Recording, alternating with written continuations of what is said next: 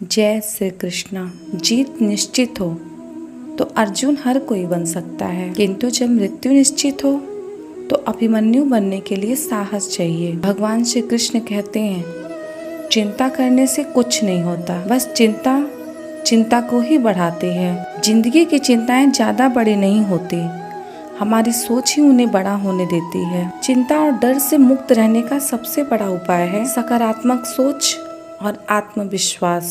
चिंता में से बिंदु हटा दो तो वह चिता बन जाता है, और चिता मुर्दा को जलाता है। एक बार जलाता है, अंतिम बार जलाता है, जबकि चिंता जिंदा मनुष्य को बार बार जलाता है। तब तक जलाता है कि जब तक वह व्यक्ति चिता पर न पहुंच जाए। इसलिए चिंता न करें, चिंतन करें। आप कितना भी बुद्धिमान हो, यदि आप चिंता करने लगते हैं तो वह बुद्धि आपकी गायब हो जाती है। चिंता बहुत छोटा सा शब्द है, लेकिन इसके परिणाम इतने भयानक हैं कि आप सोच ही नहीं सकते। आप अपना ध्यान समस्या पर नहीं, बल्कि वह समस्या के समाधान पर लगाओ। दुनिया में ऐसा कोई भी समस्या नहीं जिसका समाधान नहीं है। जो भी समस्या आती है अपना समाधान लेकर आती है। चिंता को कैसे दूर करें, आइए जानते हैं। जो आपके पास है आप उसमें संतुष्ट रहो। चिंता का एक मुख्य कारण है कि हम असंतुष्ट रहते हैं। हमारे पास जो भी है उसकी हम कद्र नहीं करते, जो दूसरों के पास है उसे देखते रहते हैं। कई समस्याएं ऐसे होते हैं जिसे हम कितना भी चाहें वह दूर नहीं हो पाता। उस समस्या को समय पर छोड़ दो, समय का इंतजार करें। कई समस्या ऐसे होते हैं जिसे हम कितना भी चाहें उसको दूर नहीं कर पाते।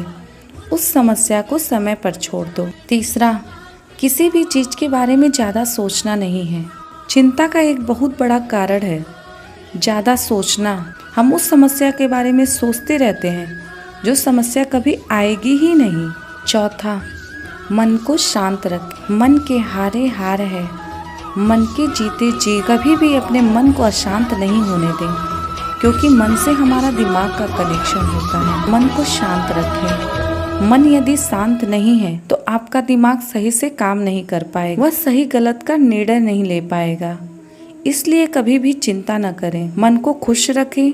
यदि मन शांत रहेगा तो आप चिंता से दूर रहेंगे। पांचवा, ईश्वर पर विश्वास रखें। अगर आप ईश्वर पर विश्वास करते हैं तो उन पर भरोसा जरूर रखें। यदि वह कोई आपको समस्या दे रहा है उसका समाधान भी आपके पास ही है। कहा गया है कि ईश्वर उसी व्यक्ति को समस्या देता है जो समाधान करने लायक होता है। इसलिए समस्या को देखकर घबराएं नहीं, चाहे कोई भी समस्या है। चिंता करने से कुछ नहीं होगा। भगवान का नाम लें और आगे बढ़े। छठवां, समस्या पहचाने और उपाय सोचें। पहले आप समस्या को पहचानें।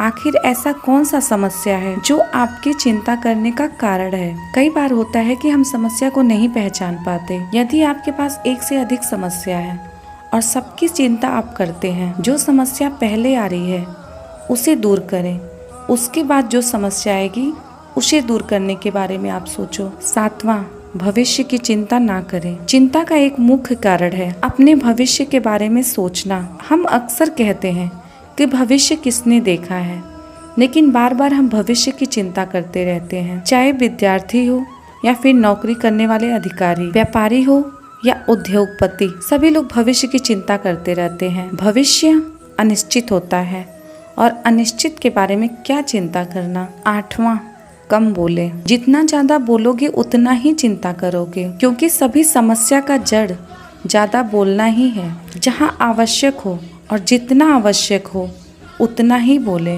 हम अपने जीभ को अपने बस में कर लें और कम बोले तो आधी से ज्यादा समस्या दुनिया की खत्म हो जाएगी। कम बोलने से फायदा काफी है, इसलिए हमेशा कम बोलना चाहिए। किसी भी परिस्थिति में चिंता आपको लाभ नहीं दे सकती, किसी भी प्रकार की खुशी नहीं दे सकती। आज से, अब से अपने मन में यह निश्चय कर लो, परिस्थिति चाहे जैसी भी हो, हमारे मन की स्थिति कभी नहीं बिगड़ेगी। चाहे जैसी भी परिस्थितियां आ जाएं, लेकिन हम चिंता नहीं करेंगे। हम मन से हमेशा निश्चिंत और खुश रहेंगे। आप यह बात मन में बिठा लो, चिंता करने से कुछ नहीं होगा, बल्कि अपने कर्म करने से कुछ होगा।